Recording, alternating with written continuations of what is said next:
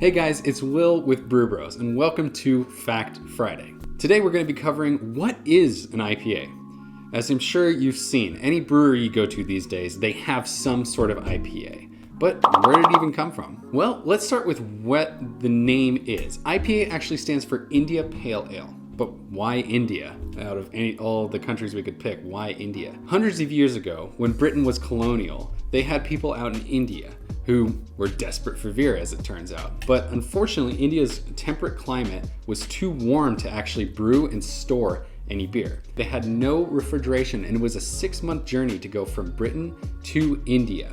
And by that time, any beer or perishable products they tried to transport ended up going bad. So what the hops did was that it gave the beer a much longer shelf life, which allowed them to transport the beer from Britain to India without it going bad.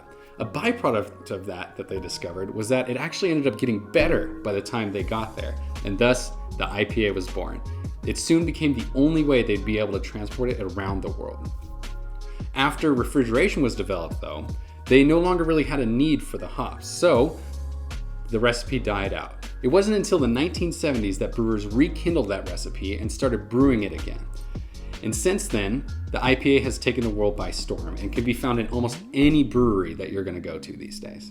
Now that we understand the history, how is an IPA actually brewed? So most beers are going to follow a pretty standard process where you're going to take barley and wheat, or a combination of the two, and turn that into a malt and mix that in with water in order to create what's called your wort.